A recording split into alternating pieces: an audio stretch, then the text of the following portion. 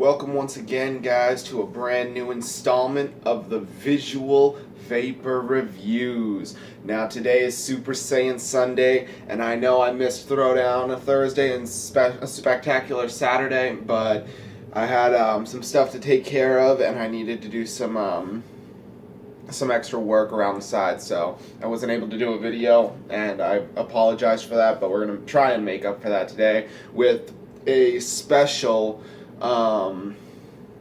well, not 100% sure exactly what we should do. I'm thinking of doing a debunking vape myths, and we'll go into that in just a few minutes, so stay tuned. Alright, guys, so today I am vaping on a rather strange mixture that actually does taste pretty good. It is a mix between fresh lime and cinnamon swirl. Actually have the bottle right over here. Here we are. So, fresh bottle of cinnamon swirl, and I actually just used the last of my fresh lime to make this, so not the worst, not the best either. But it's all I got left, so I gotta make it count. So, the vaping myths debunking video. Now, a lot of people who watch Samplebox probably have seen this, but I'm gonna be reiterating a little bit of their debunking of vaping myths. So, let's get right into it. So, there are a few different myths out there, and today we're gonna clear those up. So, a lot of people, when they first start looking into vaping, a lot of the big turndowns is vaping is the same as smoking or is worse than smoking. Now, if you really want to get under a hardcore vapor's skin, just tell them vaping is smoking, and it'll rile them right the heck up. Vaping does not it does not have smoke. Vaporizing is the process by which a heating element heats a liquid to its boiling point exceptionally fast to a steam-like vapor, which is then inhaled. There is no combustion in this. So smoking, by definition, is the combustion of any material which is then inhaled into the lungs. Now, vaporizing is the act of which liquid is rapidly heated to its boiling point, and then the vapor is then inhaled. So, nicotine is one of the top contenders in what makes cigarettes bad, they say, but in reality it's more similar to caffeine. It's actually found in the tobacco plant, and it's what is one of the few things that makes tobacco so addicting. Now, a lot of people who are smoking look for their quick nick fix or their stress relief, and in the case of vaporizing, it's a safer way to use or ingest nicotine without having so many carcinogens pumped into your body. Nicotine is not the cause of cancer and has no carcinogens within it. However, I do not use nicotine in mine simply because I don't need it. So, next up on the myths is vaping is marijuana.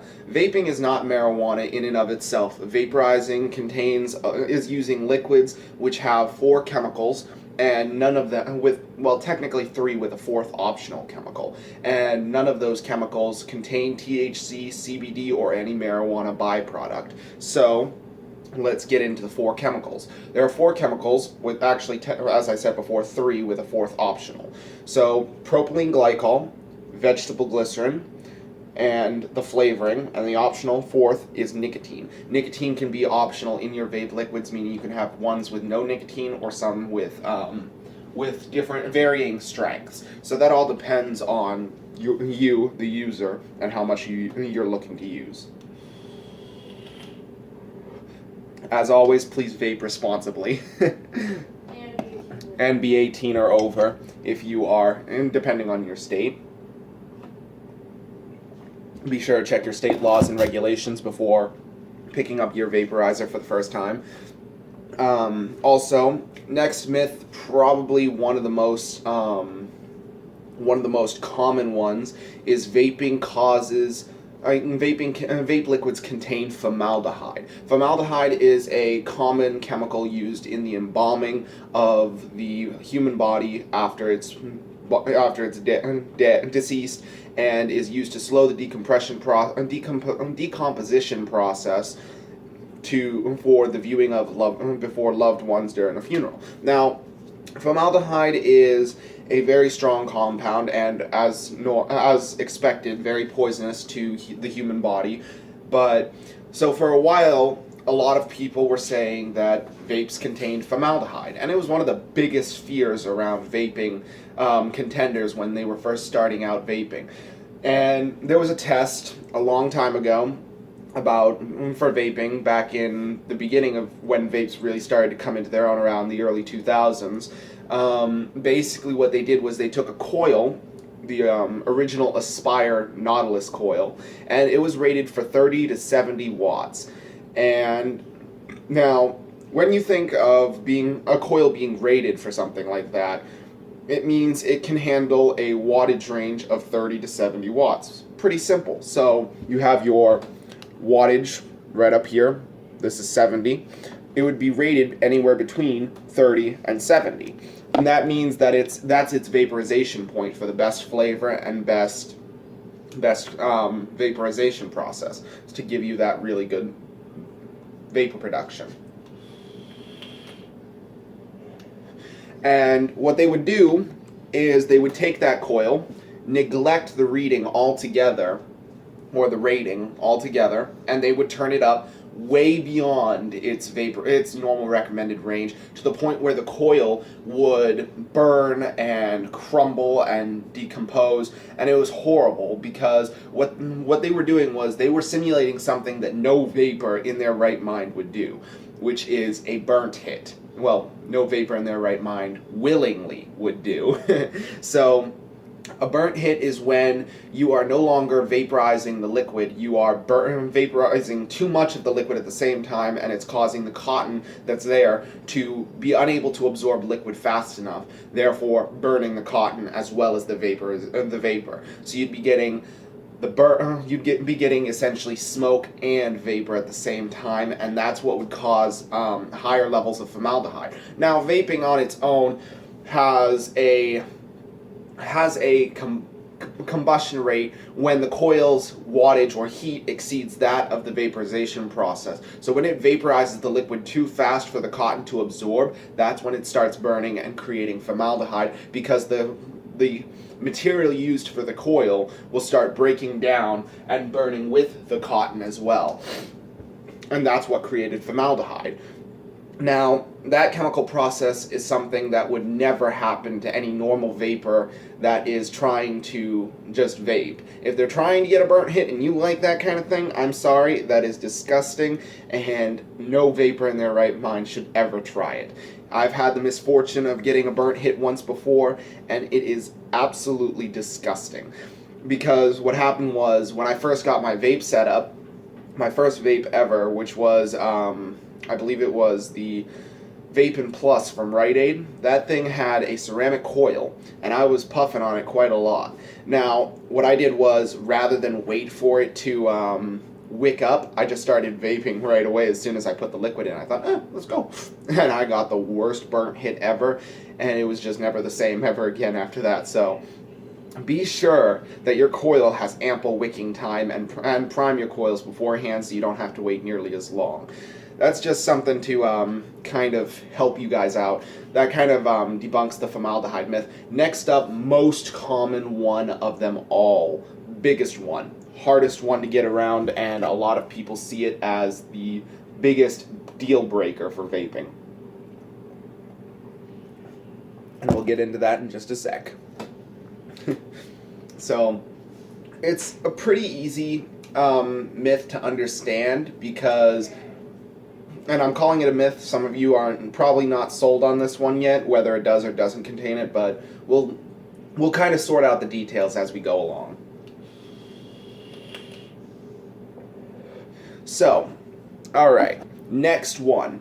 Vaping causes popcorn lung. Now, this is the biggest myth out there for vaping, and it's one of the hardest ones ever to kind of get your mind around and accept that it's really just a myth and doesn't do this anymore.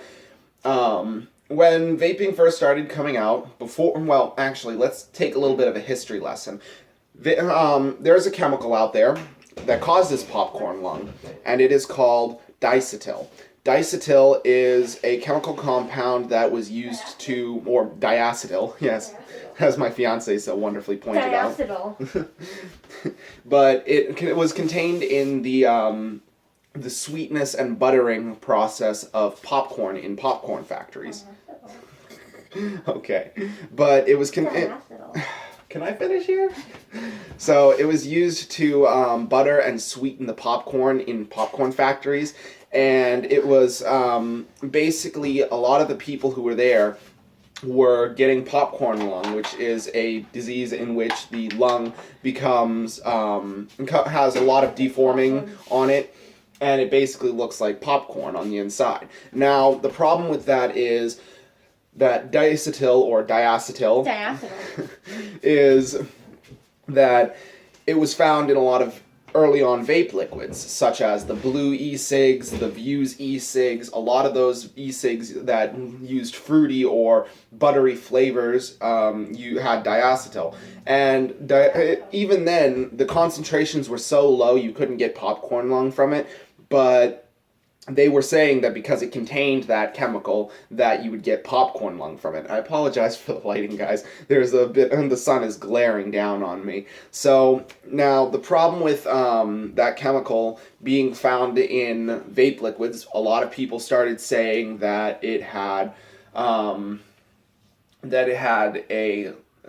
cause to bring about popcorn lung, which in that case it kind of sounds like it's plausible, but it's really not, because the people who got popcorn lung from working in popcorn factories actually found that the people who did get it only got it because they weren't wearing their respiratory gear and they were breathing it in for years upon years of huge amounts of the powdered chemical until the point where they got popcorn lung. Now, vaporization, when in the early days when it did have diacetyl in it, did not contain nearly enough to cause popcorn lung, and it got a bad rep because of that. Now, nowadays, any vape liquid manufacturer will not put diacetyl. There are some vape liquids out there that still have it, but most self-respecting vape manufacturers do not use diacetyl for that very reason in their liquids. So you can now enjoy your flavors such as butter pecan pie or chocolate fudge or whatever flavors out there that taste buttery or sweet without having to worry about diacetyl and popcorn lung being a factor, even if it was a possibility in the past. So that kind of, and speaking of chemicals that are found in vape liquid or being said to be found in vape liquid, that brings us to our next vaping myth, which will, after a short break, well, in my case, a short break. In your case, it'll just be a couple of seconds. But that brings us to the next myth. Vape liquids contain antifreeze. Now, I know that sounds crazy, but we'll tell you all about it in just a second. So, as I was saying, vape liquids are said to contain antifreeze. Now, that myth actually comes from one specific chemical that is found in vape liquids. Now, I'm going back to what I said before, there are 4 chemicals in vape liquid. And there's technically 3, but there's an optional 4th, which is the nicotine. Propylene glycol, vegetable glycerin, and the artificial or natural flavoring. Now, here's the thing.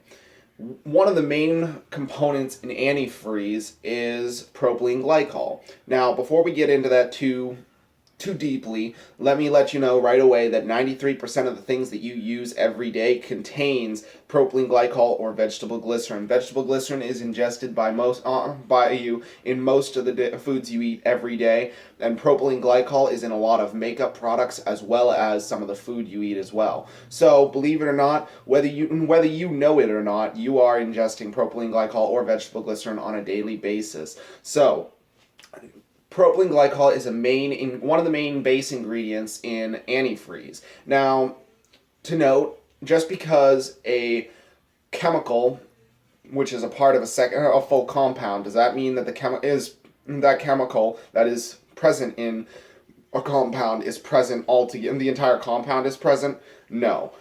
Just just because one component of a compound that is poisonous is found in your everyday use, just because it's used in another compound that is poisonous, does not mean that individual chemical is poisonous. So therefore, in summary, basically, just because propylene glycol is in antifreeze does not mean antifreeze is in your vape liquid, which makes sense. So let's start off with something pretty simple. Say you use antifreeze in your car. You look at the ingredients and you see propylene glycol. Then you go look at your vape liquid and you see propylene glycol, vegetable glycerin, flavoring, and nicotine. Okay, well, gee, oh my god, this is basically what started the whole myth. Oh my god, there's propylene glycol in antifreeze. There's propylene glycol in my vape liquid. Oh my god, there's antifreeze in my vape liquid. That's basically what started it off and blew it into a huge thing. Now people are attacking it left and right and saying that vape liquid has antifreeze. But if you look at the logic behind it, there isn't antifreeze in your vape liquid. It's pretty simple to see that just because a single part of something that is poisonous is in your vape liquid doesn't mean that the entire chemical that is poisonous is in your vape liquid. So, and again, I apologize for the lighting. It's really coming down today. I'm right in front of a window, and it's kind of crazy. So I'm going to try and stand off to the left here. In fact, here, let's try and move this a little bit. Try and give us a good angle. There we go, a little bit better. So there are a lot of misconceptions about vaping, and there's a lot of things you need to learn before just jumping on the bandwagon of saying vaping is all bad. You've got a lot to learn before you actually pick up your first vape mod. Do some research, do some learning about it, and learn about the terms, about electricity, and you should be just fine once you actually start to learn a little bit about it. Now, of course, vaping isn't for everyone. Vaping is all about what you're looking for out of the device that you are provided with. If you're looking for something that mimics a cigarette, you may want something with a restrictive mouth-to-lung hit. If you're looking for plumes of vapor, like you've seen in my past videos, then you may be looking for a setup like this. And if you're looking for something that has a hobby aspect to it, you may be looking for something like rebuildables. Now those take a little bit longer to learn, and they are definitely a little bit more difficult to get the hang of, but once you do, you get to tailor your flavor and your vapor production to everything you'd want. So, thanks so much for checking out this video today. It's been a wonderful Super Saiyan Sundays, and as always, I'm your host Michael, and these have been the Visual Vapor Reviews. Peace, guys.